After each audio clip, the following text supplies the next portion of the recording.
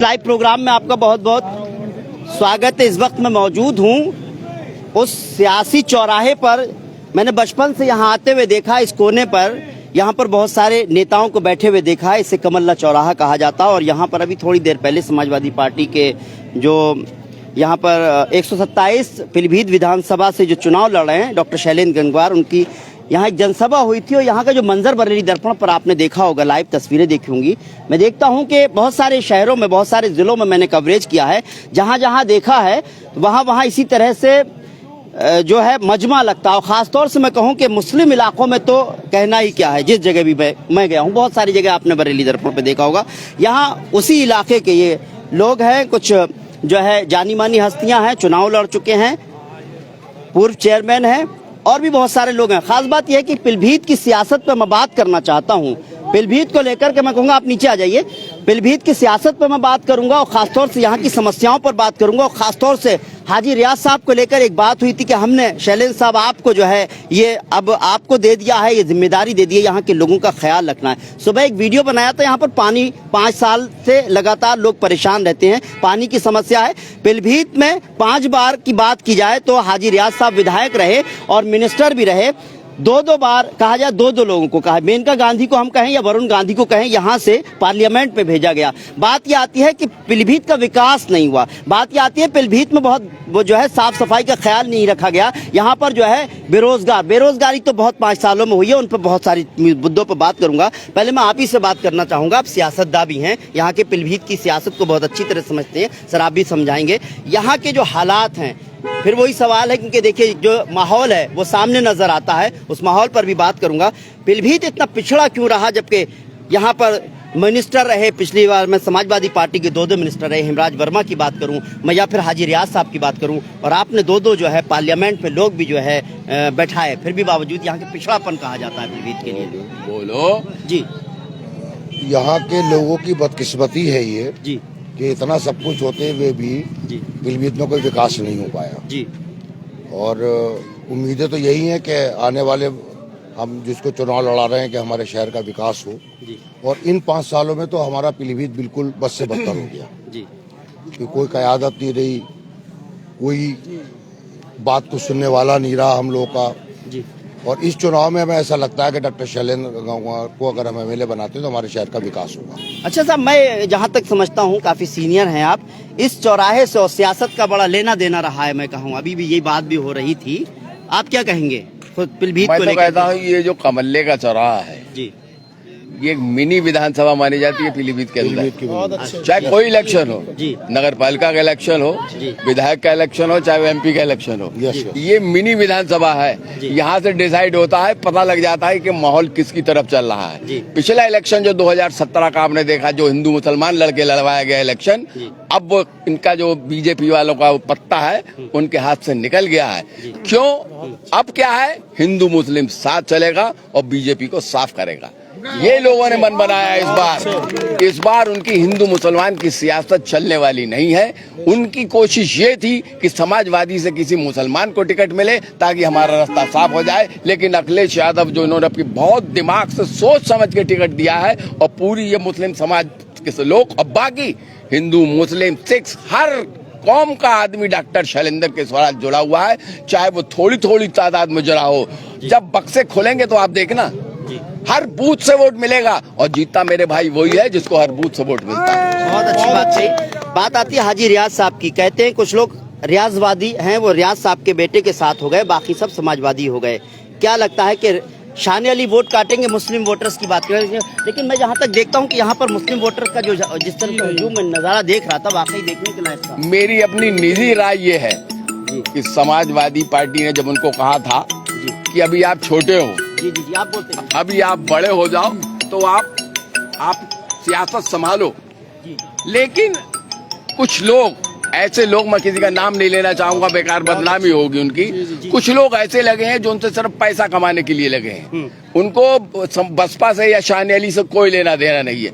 उनकी राजनीति उनको पैदा होने से खत्म कर दी उनकी राजनीति को शाने अली को। मैं समझता हूँ मुसलमान इतना बेवकूफ नहीं है कि अपना वोट उधर काट के और डॉक्टर उसको क्या नाम संजय गंगवार को जिताने की कोशिश करेगा, मगर मुसलमान का वोट कटेगा तो संजय गंगवार को फायदा होगा। ये मुसलमान को सोचने वाली बात। चलिए, बहुत अच्छी बात है। आप कहाँ यहीं से ताल्लुक रखते हैं? मैं यहीं रहता हूँ, नहीं पीलीभीत शहर में रहता हूँ, सिटी में रहते हैं, लेकिन गांव की तरफ भी आपका रुख गया होगा। मैं बहुत सारे गांव में जा रहा हूँ, लोग सबसे ज्यादा अगर गांव के लोग परेशान हैं वो जानवरों से परेशान हैं। शहर में किस किस तरह की परेशानी है वो आप थोड़ा परेशानियाँ शहर में इस तरह की है। अभी आपने एक बात कही थी कि यहाँ विकास क्यों नहीं हुआ, तो मैं इस मौजू पे एक बात कहना चाहूँगा। विकास इसलिए नहीं हुआ कि यहाँ की जनता बहुत सीधी सादी, बहुत भोली भाली है, वो विश्वास कर लेती है। मेनका गांधी के ऊपर विश्वास किया, लेकिन मेनका गांधी ने विश्वासघात किया। जितने मंत्री मिनिस्टर बने, जनता का फायदा उठाया। इस बार जनता ने अपना विश्वास शैलेंद्र गंगवार जी के हाथ में दे दिया है। अब शैलेंद्र गंगवार जी कितने खरे उतरते हैं, और अखिलेश जी ने जो ये फैसला लिया है, जो टिकट दिया है, ये बहुत ही अच्छा काम किया है। एक तरफा शैलेंद्र जी की जीत हो रही है और मुझे उम्मीद है शैलेंद्र जी बहुत खरे उतरेंगे और पीलीभीत का विकास होगा। और गांव से भी दूर दूर से एक ही आवाज़ आ रही है, एक तरफा, कि शैलेंद्र गंगवार जी की जीत है। दूसरी बात ये है कि शानिया अली की जो बात अभी आपने करी रियाज के बेटे जो हैं मिनिस्टर साहब के, तो शानिया अली की राजनीति अभी जो बताया हमारे सीनियर नेता हैं अनिल महेंद्र जी ने, कि उसकी जो राजनीति है वो पैदा होने से पहले दफन कर दी गई। कुछ लोग ऐसे लग गए उसके साथ में पैसा कमाने के लिए। ये हकीकत है कि पैसा कमाने के लिए उसको फुंची पे चढ़ा दिया कि नहीं, तुम्हारी लीडरशिप खत्म हो जाएगी, तुम्हारे घर की सियासत खत्म हो जाएगी। ये सरासर गलत, बिल्कुल गलत है, बेबुनियाद है। अगर वो समाजवादी को लड़ाते तो आज उनकी एक समाजवादी में इमेज होती, और अखिलेश यादव जो कल आए थे डायमंड कॉलेज में, तो उनके साथ खड़े होते और एक उनको बहुत बड़ा पद मिलता। मैं समझता हूँ जहाँ तक लाल बत्ती से दर्जा राजमंत्री का ही पद दिया जाता। चलिए, मैंने कल जो तस्वीर देखी थी गवर्नमेंट कॉलेज के बाहर, मैंने देखा था पीलीभीत के लोग तो थे ही, गांव के लोग भी बहुत थे। काशी, आप मुझे बताओ गांव में किस तरह की चीजें हैं? खासतौर से मैंने इनसे शहर की बात की, गांव के बारे में आप थोड़ा बताइए कि जानवर किस तरह से परेशान कर रहे हैं। हालांकि मैं वहां की सूरत हाल ले चुका हूं। देखिए, जानवरों का ऐसा है कि गांव में इतना ज्यादा छोटा जानवर है कि इतनी फसलों को बर्बाद कर रहा है। गांव के किसान लोग खेतों में बस भगाते हुए नजर आते हैं जी। और गांव में बहुत तरीके की, जैसे गांव के रोड बहुत खराब हैं। गांव में जानवरों ने इतना बुरा हाल कर रखा है कि अभी धान की फसल को पूरी तरीके से नष्ट कर दिया। जो भी फसल होती है तो गांव का किसान तो उसे भगाते हुए बस रख जाता है। गांव का किसान जो है परेशान है, गांव का किसान जो है जानवरों को भगा ही रहा है। आप ये बताएं, 2017 में जब सरकार बीजेपी की बनी, बदलाव क्यों हुआ था? क्या जनता बदलना चाहती थी या कोई खामियां रही थी पिछली सरकार में? पिछले चुनाव जितने भी हुए थे सब राम मंदिर और इस तरह के मुद्दों पे उन्होंने और बहुत से आश्वासन दिए थे, 15 लाख देंगे, इतनी नौकरियां देंगे। अब क्या ऐसा कुछ नहीं हुआ, ये सब झूठे साबित हुए, इसलिए जनता बदलाव चाहती है। और एक बात जो मैं कहना चाहूँगा वो ये, पहले के नेता लोग या कोई गांव के प्रधान है, मेंबर्स हैं हमारे, वो पब्लिक उनसे पूछा करती थी प्रधान जी किसको वोट दे। प्रधान जी गणित समझाया करते थे कि वो जीत रहा, वो जीत रहा। अब की पब्लिक उनको गणित समझा रही है, नेताओं को, कि तुम साइकिल को वोट देना। कोई नेता विहीन, अब की नेता तक कुछ नहीं है। पब्लिक बहुत समझदार हो गई है, वो किसी की सुन ही नहीं रही है। हम अगर बलगलाना चाहें कि साहब मैं नेता हूँ और फला को वोट दो, नहीं सुनेगी। वो सिर्फ साइकिल और साइकिल कर रही है, इसके अलावा कुछ नहीं। जी आइए, आप भी आवेदक रहे हैं, मैं कहूँगा आप भी आइए, बहुत सारे लोग हैं जी। अजमल साहब है हमारे साथ में। अभी एक दिन पहले ही आपने देखा था, तीनों आवेदकों से हमने बात की थी। अजमल साहब, आज की जो मैं मंजर देख रहा था उससे क्या माना जाए कि जीत पक्की है? वैसे तो आप तो जो है चीफ मिनिस्टर ही बना। देखिए, फिर वही बात आ जाती है, हमारी तरफ से जीत पक्की है, 100% हमारी तरफ से जीत पक्की है। लेकिन जिन मुद्दों को नजर में रख के माननीय राष्ट्रीय अध्यक्ष जी ने उन्हें टिकट दिया है, सारे मुस्लिम आवेदकों को दरकिनार करके बहुत आकलन करके दिया है, क्योंकि वरना इलेक्शन कम्युनल हो सकता था। तो अब वो अगर वो नौबत नहीं आती तो जीत में कोई शक नहीं बचा। जीत 100% और बहुत अच्छे मार्जिन से होगी इंशाल्लाह। वाकई ये बात तो कही जा रही, जितने भी यहाँ पर लोग हैं, क्योंकि आप तो आवेदक हैं, बाकी लोग तो जो है सियासतदान तो हैं ही, वोटर्स हैं, लेकिन खास बात ये कही कि बहुत सोच समझ कर फैसला किया। हाँ बिल्कुल, इसमें कोई शक नहीं। आला कमान ने लखनऊ से जो यहाँ से जिस तरह का कहा जाए जो रिपोर्ट गई उसके हिसाब से हिंदू और मुसलमान इलेक्शन नहीं होने दिया, बल्कि एक कहा जाए कि यहाँ जिस जगह भी देखा जाए तो मुसलमान तो एक प्लेटफॉर्म पर नजर आता है। और जहां तक मैं गांव में भी जाता हूं और शहरों में भी जाता हूं, लोग परेशान हैं। सबसे ज्यादा परेशानी अगर देखा जाए तो लोग कहते हैं कि बेरोजगारी की है, सबसे ज्यादा परेशानी लोग कहते हैं कि महंगाई की है।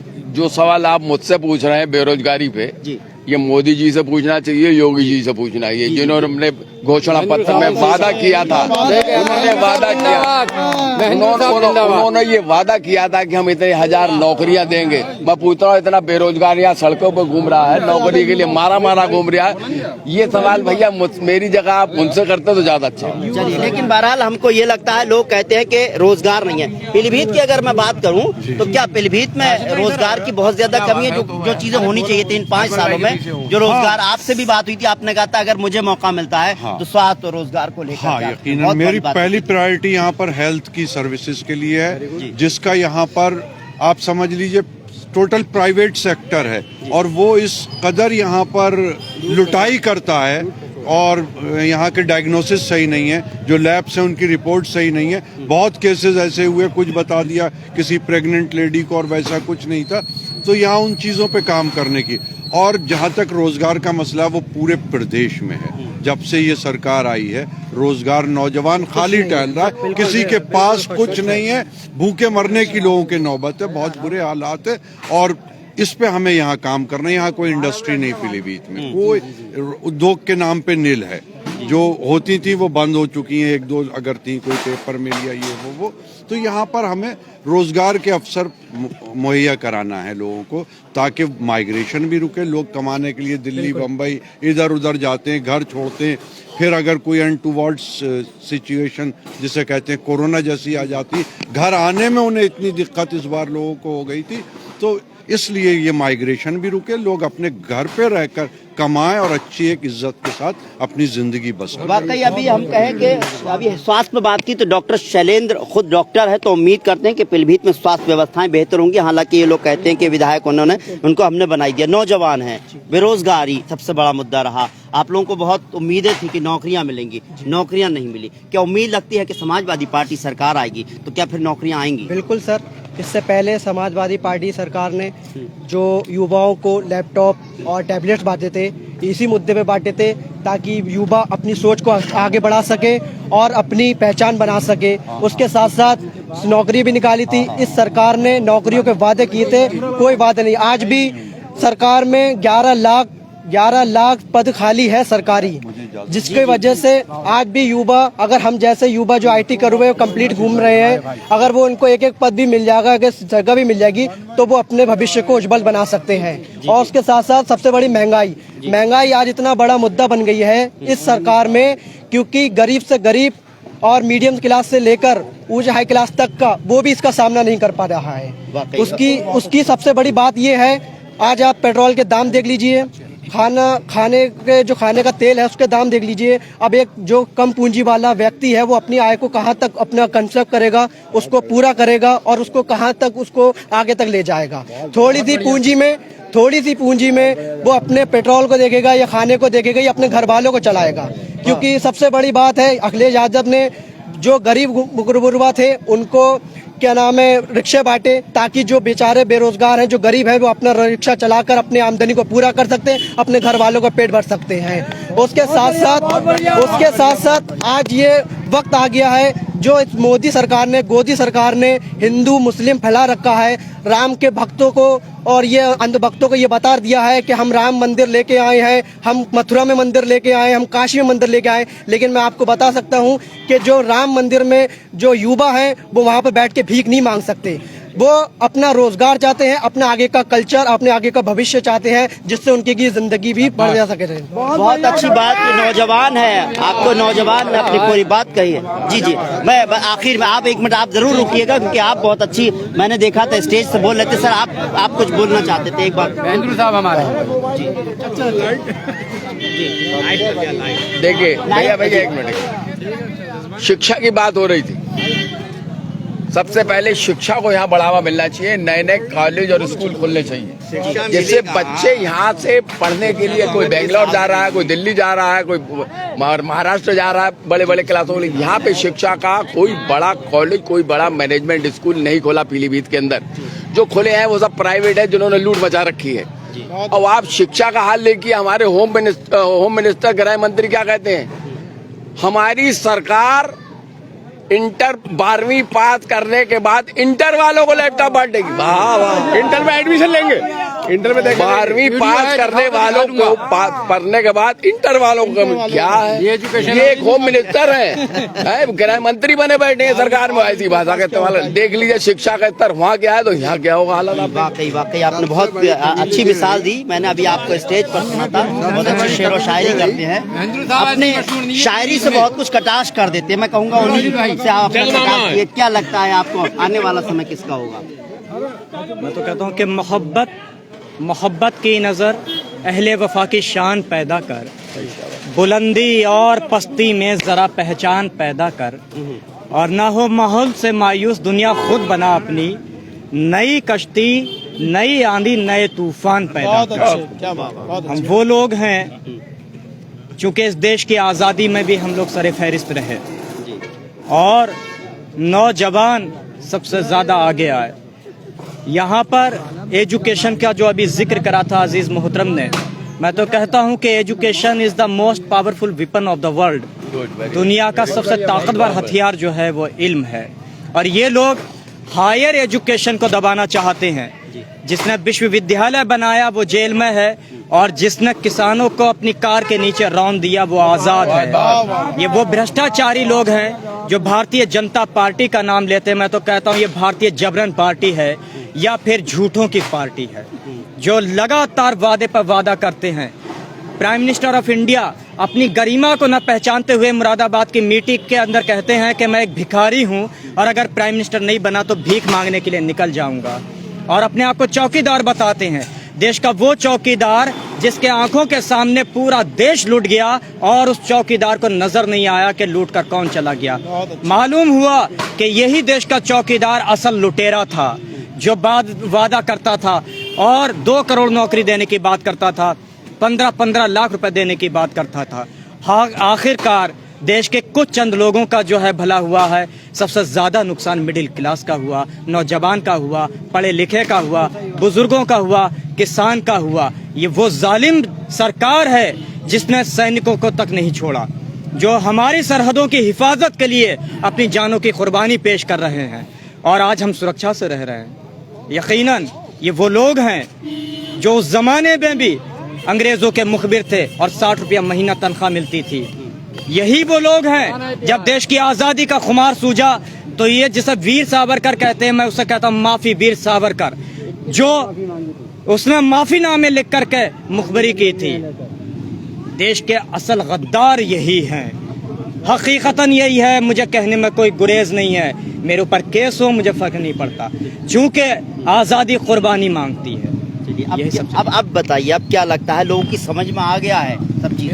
बिल्कुल सारी चीज़ ओपनली आ गई है और लोग समझ चुके हैं इनके नज़रियात को, इनकी आइडियोलॉजी को और इनकी नीति को। और हकीकत यही है, जो आप बदलाव देखेंगे एक प्रदेश के अंदर, और ये प्रदेश का ही बदलाव नहीं है, पूरा उत्तर प्रदेश पूरे हिंदुस्तान को बदलने की ओर चलेगा इंशाल्लाह। और वाकई बहुत अच्छी जो है सोच के साथ बहुत अच्छी डिबेट रही। मैं कहूँगा कि लोगों ने जिस तरह से कहा, यहाँ पर बात हुई, विकास की बात हुई, जिस तरह से कहा, पार्टी को लेकर अपनी अपनी राय रखी। कुल मिलाकर बात यह है कि जिस तरह से मैंने यहाँ का मंजर देखा, खासतौर से पीलीभीत में एक प्रोग्राम मैं करना चाहता था, बहुत मैं समझता हूँ बहुत अच्छा प्रोग्राम रहा। कहा कि मिनी, आपने क्या बोला था इसके लिए, यहाँ पर इस जगह के लिए मिनी विधानसभा है ये कमल्ले का चौराहा, क्योंकि यहाँ पर सियासतदान बहुत खड़े बैठते हैं और कहते हैं सियासत यहीं से शुरू होती है, पीलीभीत की सियासत यहीं से शुरू होती है। और मैं कहूँ क्या क्या बदलाव की बयार भी कि यहाँ से आएगी, यहाँ से एक तरह का, यहाँ से लोगों ने एक बात कही है, एक लंबी भीड़ यहाँ पर थी और एक तरह से ये कहा गया डॉक्टर शैलेंद्र गंगवार को कि आपको हमने क़यादत दी है, आपके हाथ में यहाँ पर आगे का जो है आपको दे दिया है, विधायक आप बने, मिनिस्टर आप बने, यहाँ के लोगों का ख्याल रखें, क्योंकि जिस जगह से सियासत शुरू होती है वहां से दूसरी तरह की सियासत भी शुरू ना हो जाए। उम्मीद करते हैं कि यहाँ के लोगों के लिए जो है ख्याल रखा जाएगा। जहां तक ये लोग कहते हैं कि चारों की चारों सीटें निकलेंगी और आने वाला समय जो है समाजवादी पार्टी का होगा, सरकार समाजवादी पार्टी की होगी और बदलाव की तरफ बढ़ेगा। दोस्तों, आपको हमारा प्रोग्राम कैसा लगा कमेंट करें, साथ ही हमारे चैनल को लाइक और सब्सक्राइब करना ना भूलें। फिलहाल मुझे इजाजत दीजिए, नमस्कार, सत श्री अकाल।